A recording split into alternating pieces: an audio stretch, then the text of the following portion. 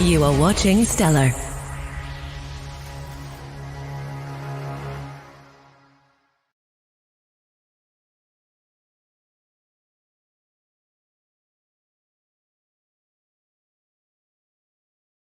About, among other things, marketing and sponsorships.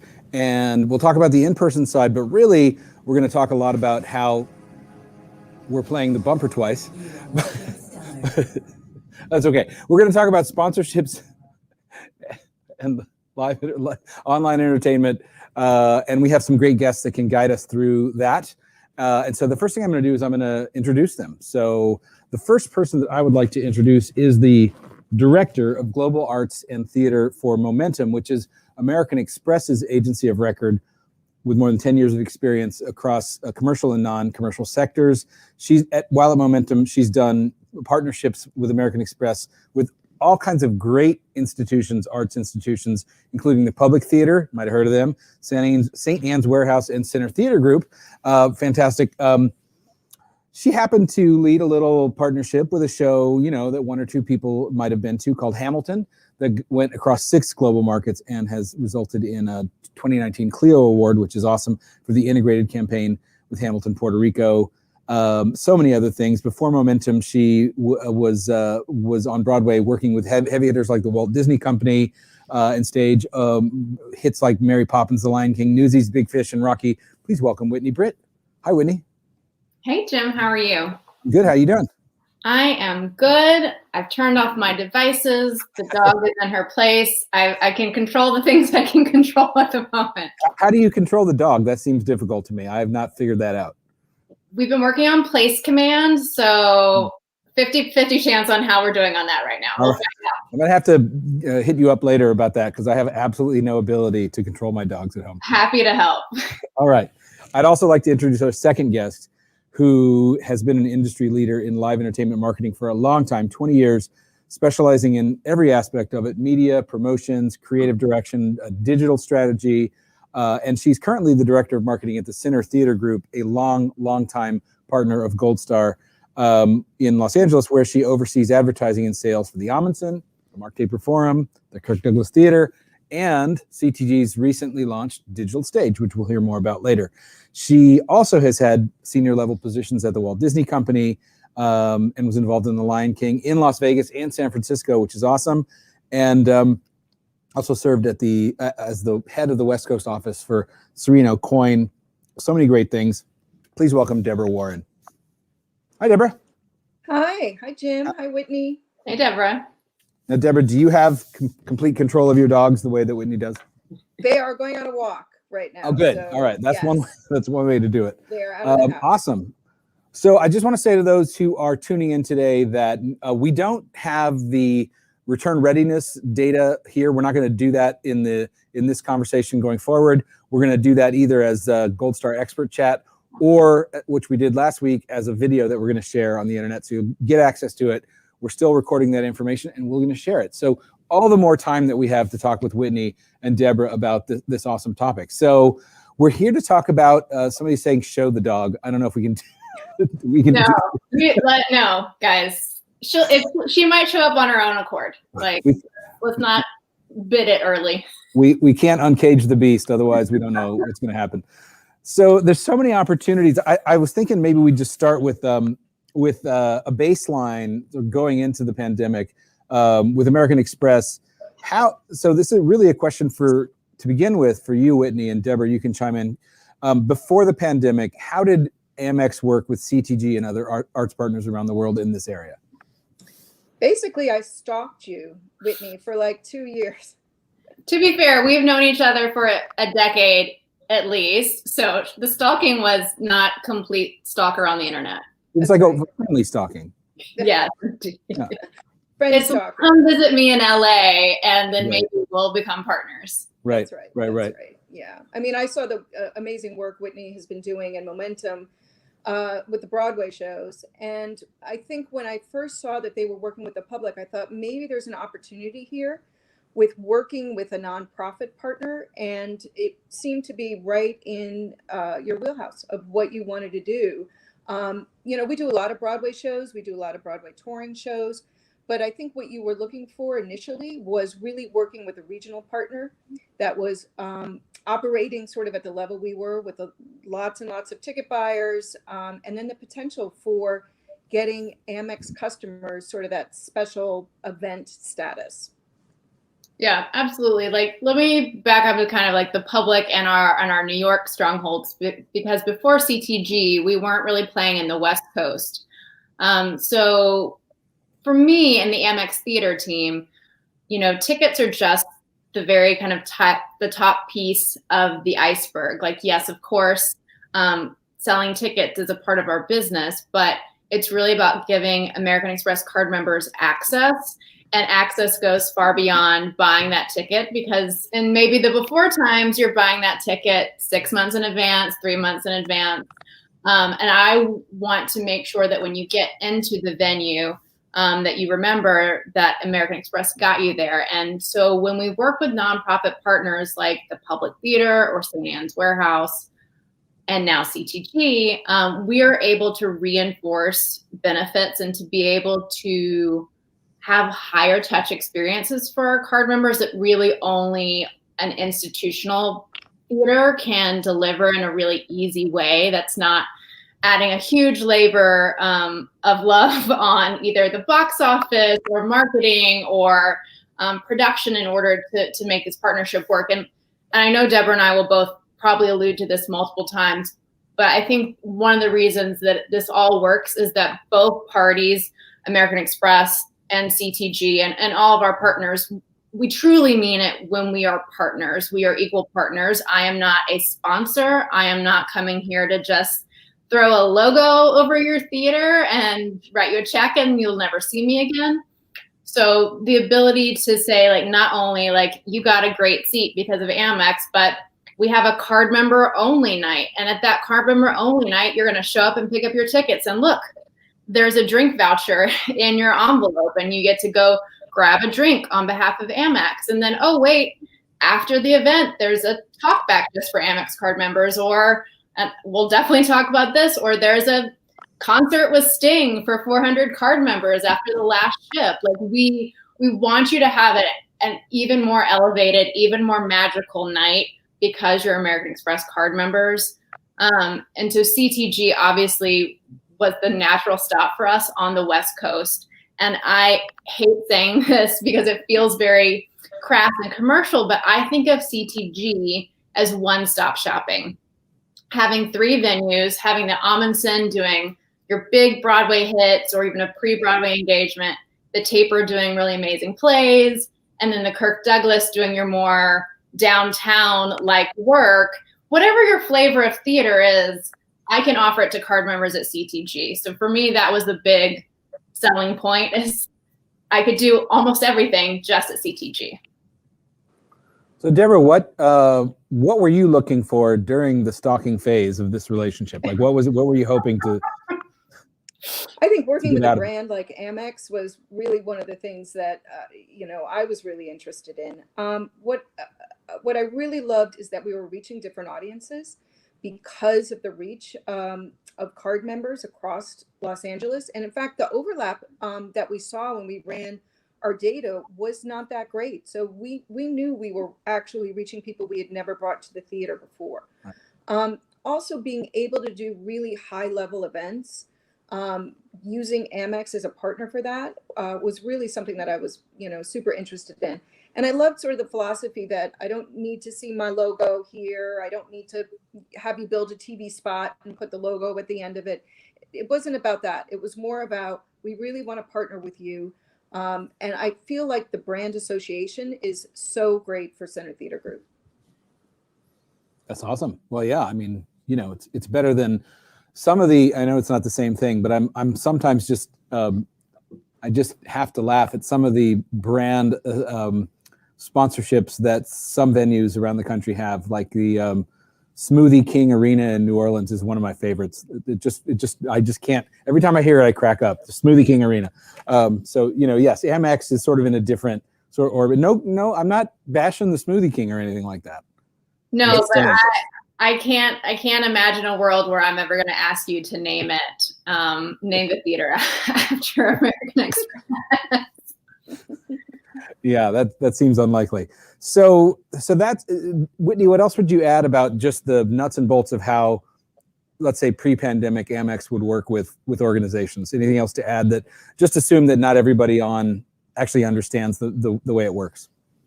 Yeah, so some of the tent poles of the program are still pre-sale access, whether that's a Broadway show or at an institution, and really wanting to come in and be a partner and help you drive sales early.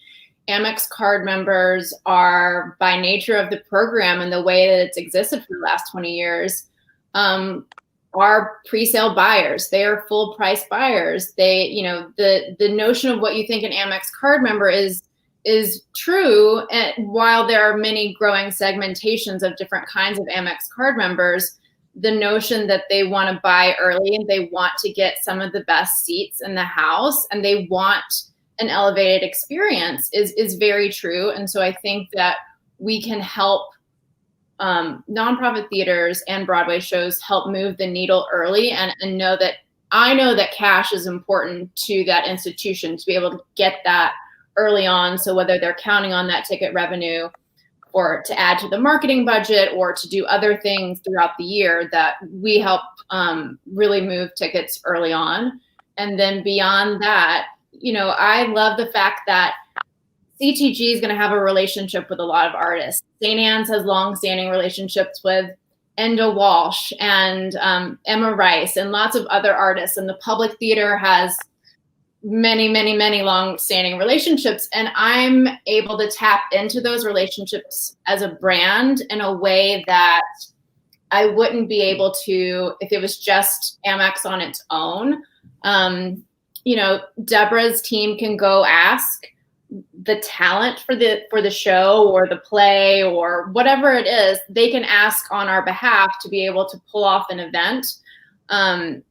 And because there's these long-standing artist relationships, it's a lot easier to do things than if we were just doing it on our own.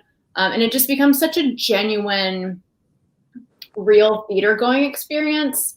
I don't think of Amex card members as any different than a regular card member. We all love feeling special. We all love feeling like me and 20 people are getting a tour backstage with Mike Birbiglia. We are grabbing drinks casually and, oh my gosh, there's so-and-so. And like, oh my God, I love that show. Like, we're all the same. All customers want to just feel like this is truly an ephemeral moment, me in this seat in this moment watching this special experience. I think especially now, with so much just media being available, the idea of access is really important in consumers' mindset in general. So anything where there's an access that's limited, but you can get it is appealing, I think. It's very, very big, very big. Should we talk about our big event that we had, Whitney? We should. I think it might have been the last time I was on an airplane. So I know. It was like a year ago. It was amazing. So we had Sting in The Last Ship, and he was actually starring in it. So we had him at our Amundsen Theater for 5 weeks, and what we put together for Amex card members was a special night where after the show, he did a little mini concert of all of his greatest hits. And it was like an amazing experience. I can't believe we ended up pulling it off. We made a really amazing video afterwards that sort of documented the event. But it really solidified, I think, for those people that were there in the audience that night, that this was a very special relationship. That is very cool. That is very cool. How did you convince him to do that? Just the power of Amex? Oh my! I stalked him. Basically for You're picking up. Deborah just stalk people. You're picking up on a theme here. Yeah. Okay, so that's the baseline of what happens with this. Some of you may recall on this stream today that things changed a little about a year ago. What happened then? And Whitney, we'll start with you on this. What happened then in terms of Amex's approach to how to interact with this stuff? Yeah, I'm really proud, especially now when I can look back with slightly rose-colored PTSD glasses at the last couple of months of, after I think we all got over the initial shock and then settling into the fact that, like, this is not changing in 2 weeks. This is not changing in 4 weeks. Yeah. And you know, my business operations is to continue to offer card members benefits and access to things, and we couldn't deliver on that unless we came up with some options. So the very first thing we did was May 2020. We worked with our friends at Situation Interactive and the team at Jagged Little Pill, which of course then we worked with them later with you guys, but that was the very first thing we did in May, was the Jagged Little Pill Zoom concert hosted by Alanis Morissette, which was the first thing that Amex as a whole entertainment actually put out into the market. And obviously it wasn't gated, it wasn't paid, because in May, I don't think anyone was in a position to want to ask anyone to pay for something at the moment. We were all still feeling kind of just terribly in the middle of the pandemic. But to be able to offer something to card members and the public to say, like, Amex still believes and still backs theater and the theater program and our partners, and to be able to offer a bit of entertainment that was live really felt important to start taking that step. And for me, having really great clients at Amex who are incredibly supportive, but also everything about the last year is like, perfection is maybe not attainable, but if we're waiting for perfection, we're not going to get anything done. There's not going to be a Zoom show, much less a Zoom rehearsal, if you're waiting for perfection or to make sure everything is just going to be perfectly laid out. We just had to keep going. And I think everyone, I mean, just even now, even talking about my dog, we all have a different level of standard when we're talking about. It's just part of life, right? It's just we've come to understand that other people are human beings, as it turns out. Totally right? normal. People And like, have things. one of my personal favorite moments was we ended up shooting some videos for St. Anne's Warehouse that were more, they showed performances from legacy productions that had already been there, but they were the full professionally taped version. And we were doing a talk back with Dame Harriet Walter and some of the all-female cast of the Shakespeare trilogy from the Donmar Warehouse. And she was like borrowing Wi-Fi from her neighbor. She's at her country, like all this stuff is happening. And like the great equalizer of Zoom and this platform is, we're all someone's husband, brother, whatever is trying to help them sort it out. A dog's working. That is a tangent, but still, Harriet Walter on Zoom I felt like so normal. If I had met her in real life, I would have maybe been like, oh, I love you secretly. I'm not going to say this, but on Zoom, we're all much more on an equal playing field. So like getting out and just making stuff happen early in May and June.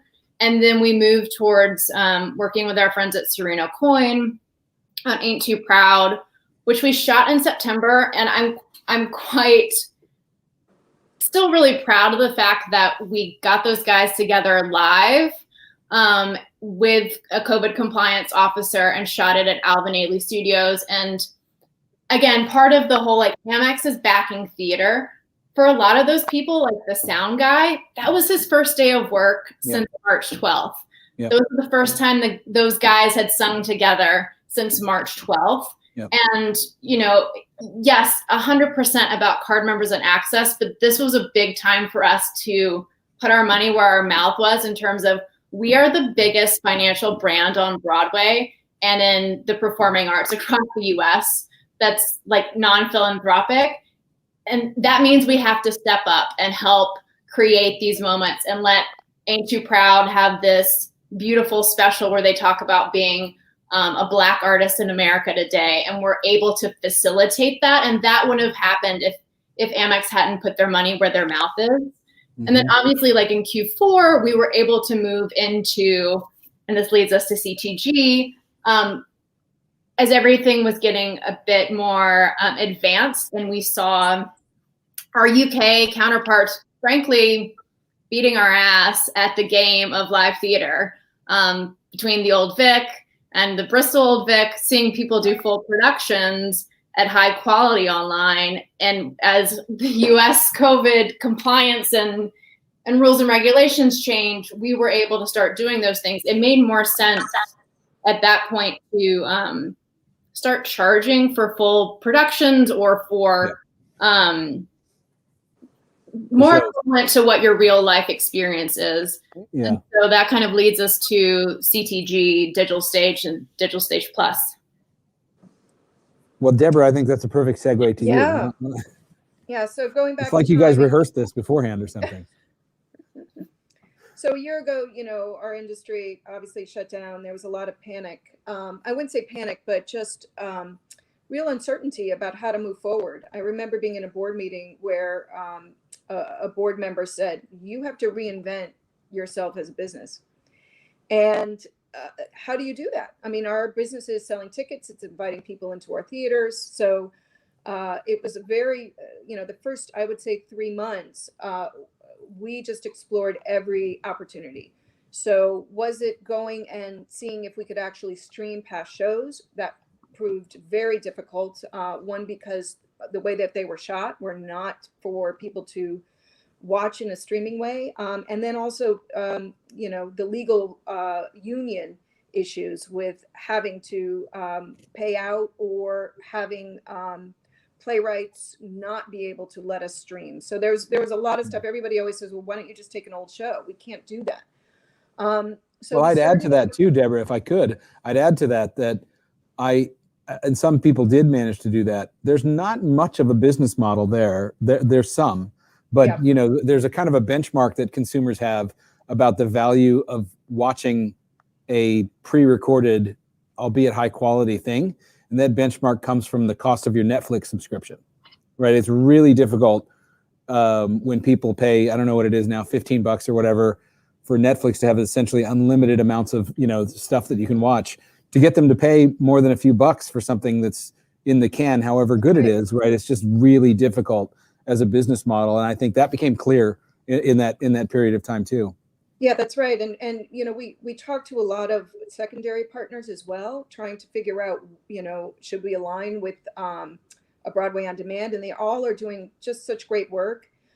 We talked to a company out of the UK as well. And a lot of that was fact finding and figuring out what are the models that are working. What we ultimately settled on was to create a digital stage platform that was going to be our fourth stage. And, we have 3 theaters. Even coming up with the name, I wanted to make sure it was something that was going to live on. I didn't want to call it COVID cinema or in the house pandemic, whatever. It was like, who wants to even be reminded of this terrible period, right? So we settled on digital stage. We ended up working with our website partner, Made Media, in order to actually monetize it, because we wanted it to flow through Tessitura, which is our ticketing system. It was important also because we knew we would be working with Amex in some capacity that we're able to gatekeep a little bit on the website too. So we're able to actually have Amex buyers put in their Amex card, et cetera, all that sort of back end stuff. So we created this platform, the Digital Stage, and we built it on 3 areas. One is Digital Stage, which is all free content, because it was very important that we were serving the community in terms of what we're putting out there. We wanted things to be accessible without a paid ticket. Then there was Digital Stage Plus.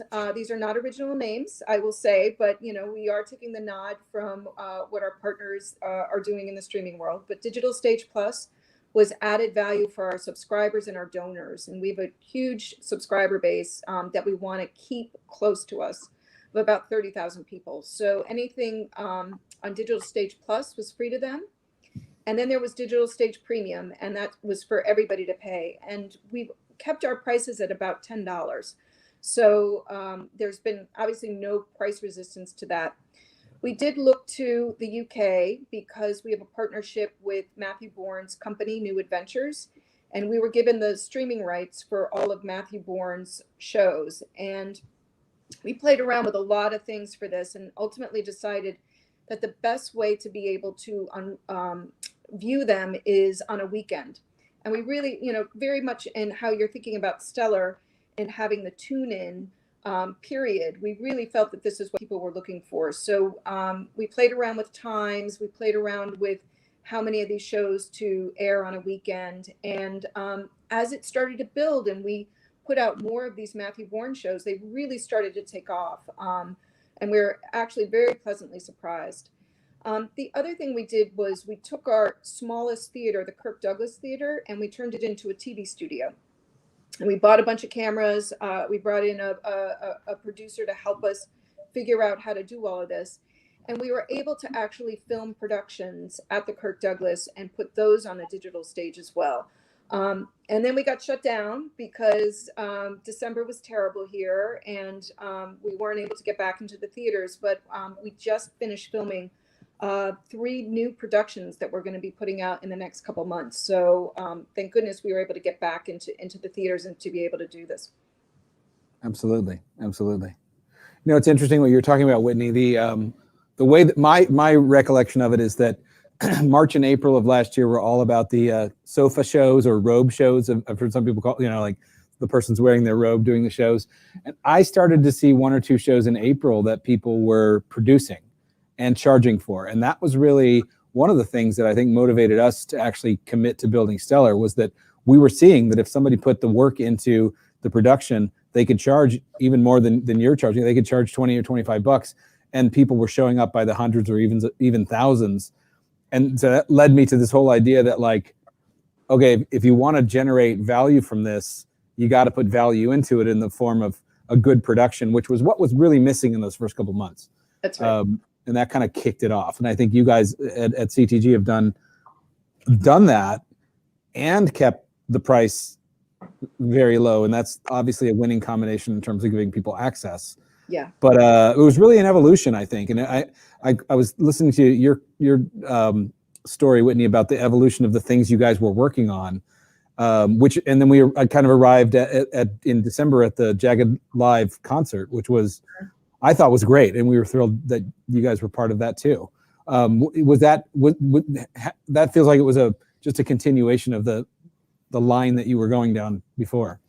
Yeah, it certainly was. I think we were able to both continue forward on the path while constantly experimenting of, like, okay, this is free, but it's this kind of thing. This is free, but it's this other kind of thing. Okay, right. We're doing just a special post show. Okay, can we try out how do pre-sales work in a virtual space? Do they work? Like, I think Jagged was such a great example of what demand could be for that kind of special, what we would in normal life, that'd be meeting the artist in person, but that there is demand for those high touch artist meet and greet style things, even in the virtual space. If the audience is there, if the fandom is there will be demand for that. Yeah, fandom's such a good word for what drives it, right? The difference between something that has a fandom and something that's kind of fresh or new that hasn't developed it yet is big difference when it comes to things like VIPs and that kind of thing. I think that's kind of why Matthew Bourne did so well for both CTG and for Amex at CTG. That long-standing relationship of, like, Matthew Bourne shows go to CTG year after year as they come out and they tour. The built-in, like, oh, I know and like this already. Yeah. I'm willing to pay for it to watch a new one online. You know, so I think this is a great baseline that we've talked about. I want to spend some time, and maybe most of the rest of the time, helping people think about how they should approach the issue of working with someone like Amex, but even more broadly, what are the opportunities when it comes to sponsorships for online events, or just general partnerships with a sponsor or a partner like Amex or other people, both for online events and for in-person events, which I think we're all pretty sure we're actually going to be able to do again in the not too distant future. So I think either of you could start off on this, but how do you think about that? And what would you say to people maybe not quite at the institutional level of CTG, of which there are not many, right? What advice would you generally give about how to approach this? Is there a real opportunity there? And how do you think about it? I mean, I think, obviously we're sitting in Los Angeles and have a lot of product and we have a lot of audiences. So I think we're attractive to a company like Amex. But I think in smaller markets, there are amazing sponsorship opportunities for companies that are really interested in the arts. And, there's so many local opportunities for us. We work with Bank of America as well as American Express, and they are very civic minded, but also really a great partner for us because I think we share the same values in terms of trying to reach audiences. I think very much on the local level that there could be opportunity in media. I mean, those are things that I think a lot of local markets have been really super successful with their local television stations, radio stations, et cetera, in terms of partnerships. I think print probably not as much, but definitely in electronic media. I mean, if they still exist, maybe reach out, right? I mean, if there's still print in your market, maybe, you could call them. That's right. And people are so savvy and smart in these local markets. They know that the media is definitely a great partner. But I think banking is super important. I think there's value there. And then really, what are the big industries in your local market where you are a part of your city, just like we're a part of Los Angeles. We have a lot of entertainment sponsors. They come in at different levels, et cetera. But that's where we go to in Los Angeles.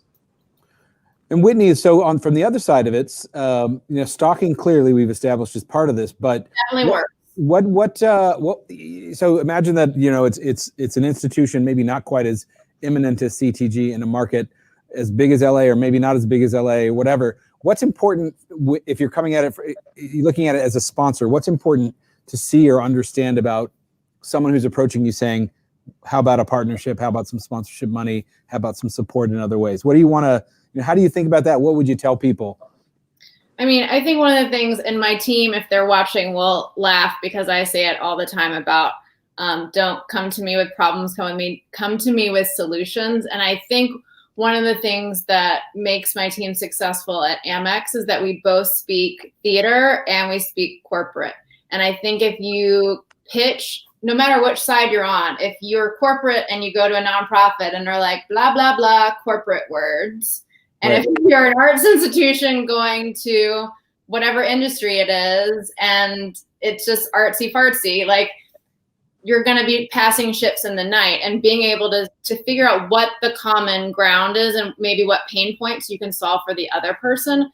I think there's such a huge open space in both, whether it's team building or hospitality. Think of all the things you might have done in real life, whether it's happy hours or going to an escape room, all that stuff you did with your team. Like, why wouldn't you buy out the performance on Zoom and your whole team is going to watch and then have a talk back or a Q&A with the artist? I think that if you think more of like the soft goods that someone might need versus I want my logo or I want ads, I think there's potentially stuff that a smaller nonprofit institution could solve for that really helps out, especially in a pandemic and moving forward as we expect more flexible work remote situations. Your team is probably not all going to be at the same place. So could you be offering a brand things that speak to their consumers, speak to their staff, speak to their C-suite? I think there's creative ways to look at partnerships that aren't, I mean, obviously I've said it a couple times, but like, I don't really believe in a logo slap. I think there are ways that everyone can win. Right. What do you think? Are there one or two things that jump out as being problems that an arts institution could solve for a potential sponsor? I love that idea. It makes all the sense in the world. What are the ones that come up? Either one of you, I suppose, could answer this. What are the ones that come up and that are successful, or that generally sort of land? I mean, I definitely think, outside of Amex, one of the things that we've been able to do with other partners is really give them access to the theater. So, maybe it's not at the level that we're working at with Amex, but it's really about getting their employees tickets, giving them really good value on the tickets. Maybe there's a special meet and greet or entertaining possibilities that could happen there. I think these companies are looking for things to do, particularly in terms of work culture. So being able to use your theater to help with company culture, I think could be a really good way to go. Very positive. That's very cool. That's all right. Whitney, would you add anything there? Yeah, I totally agree with Deborah. I think there's a huge untapped space for that, even if it's just, it could be as simple as, let's say we're in the fall and things are, knock on wood, better. Even if it was like, hey, we have a bar in our theater, we're opening up 20 minutes early just for your group. Even, that is so easy. It helps them make money on the bar tab, but it's basically your work happy hour, but it's wrapped into culture. It's putting more money in the local economy. I don't even think it has to be huge, but just saying, hey, every show, there's one night on Thursday, and that's the name the local company and your Smoothie King, for example. Smoothie King. I'm just saying. Yeah, I'll just start naming arena sponsors at this point. But I think it's all in I don't know. I'm trying to think of a better word than soft goods, but I do think that there's a lot of cultural moments that you can help an organization be more grounded in the community and not just in come volunteer here one day or give us a donation, but to really. And it should help the theater build a new loyal fan base of people who are like, oh yeah, I've never been there, but my company had a thing there, and now I'm going back myself and bringing my spouse, whatever it is. It's less transactional. What I like about that is that it's less transactional. It's less like, what I really just need is your money. I'll muddy the waters of my program or my walls in exchange for that, but I don't really care. I just want your money. It goes from that to something where you really are coming forward as someone that can bring value, and then there's value in exchange for that. I like that aspect of it.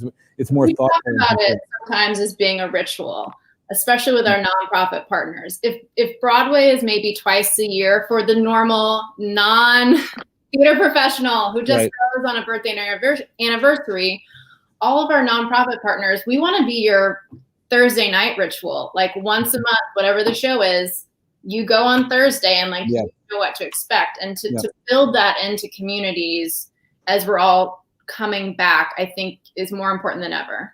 I couldn't agree more. We always talk about in our department, we want theater to be a habit. This is your habit. And we want you to come as often, just as you say, once a month, maybe, every other week. Certainly we have the breadth of programming to be able to allow that.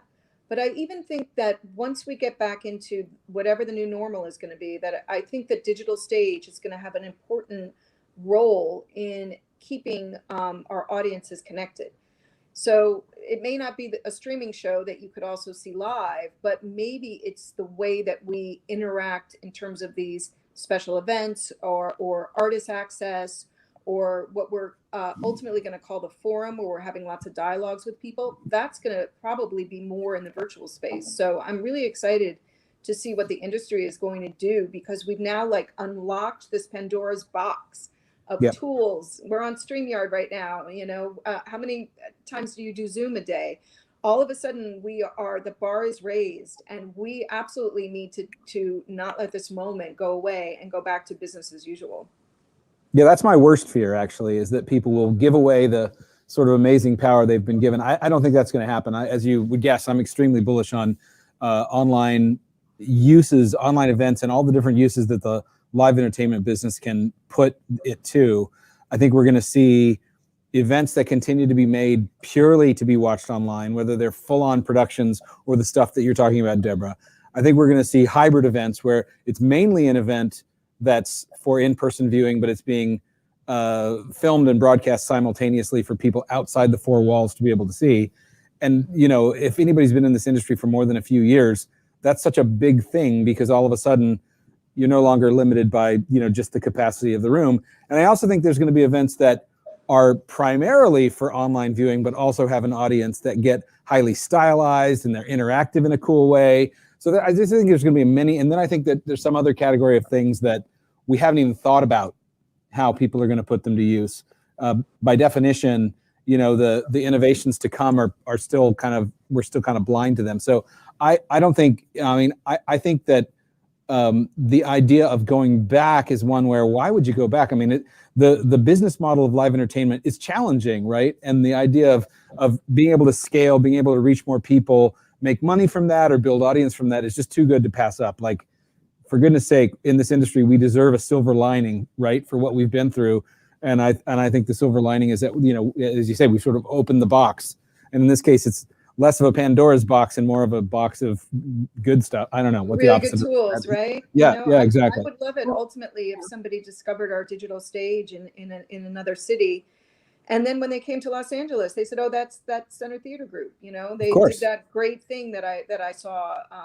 So I think it extends our brand, extends our reach, and I'd love to see it being developed. So we're not just a local Los Angeles theater; that we become more of a national presence.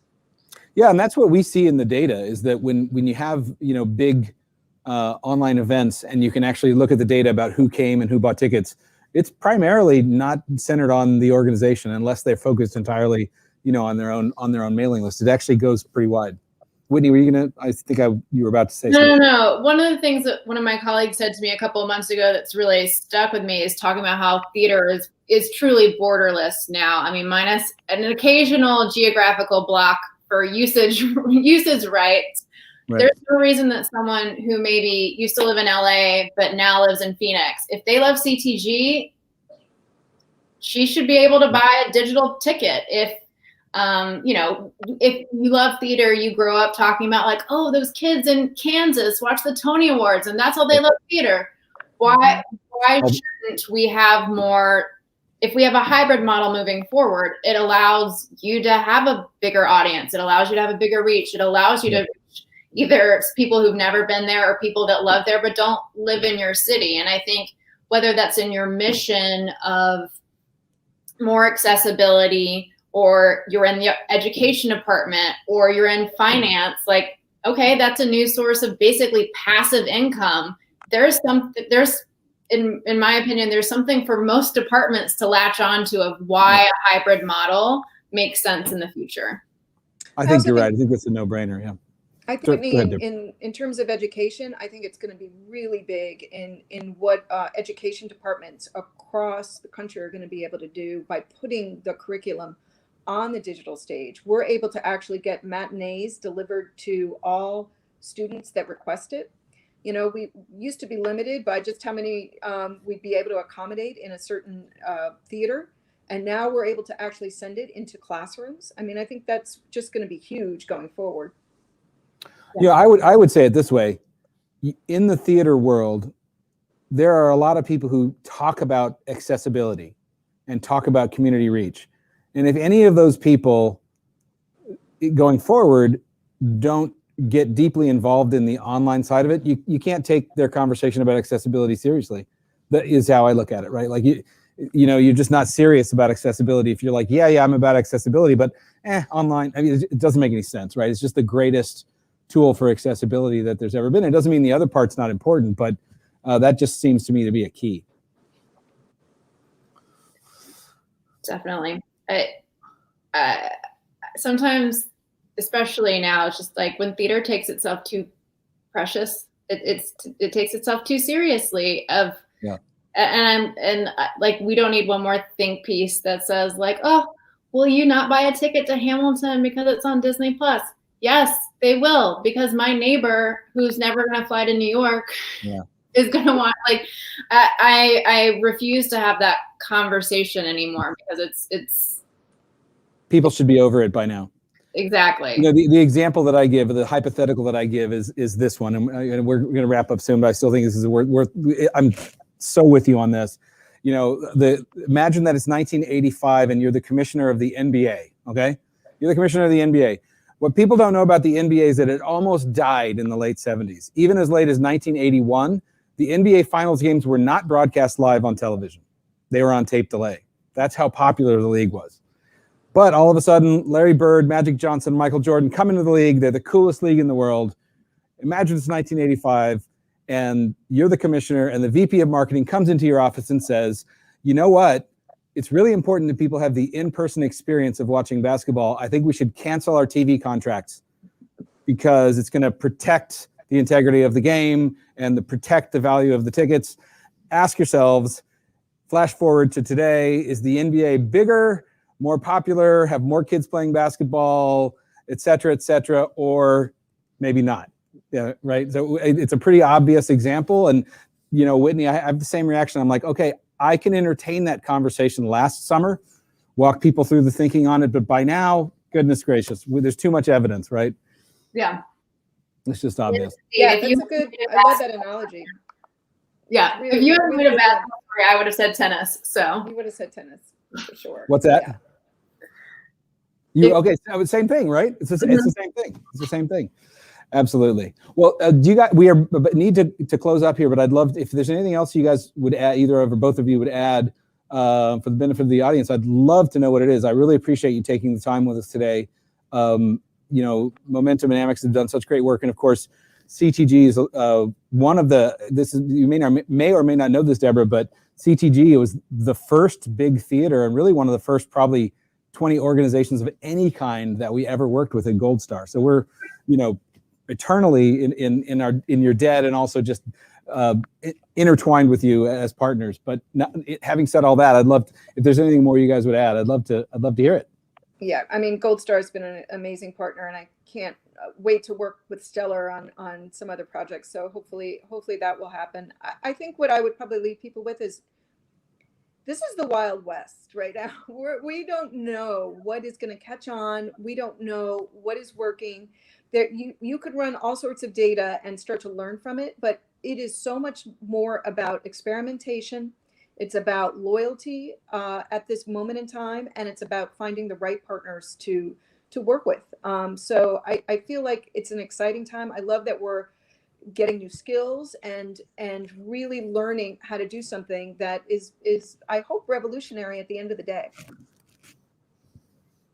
Whitney, how about you? I don't know. I feel like I should let Deborah have the last word, but Fair enough. Tag on to that. You got to keep doing the work. Absolutely.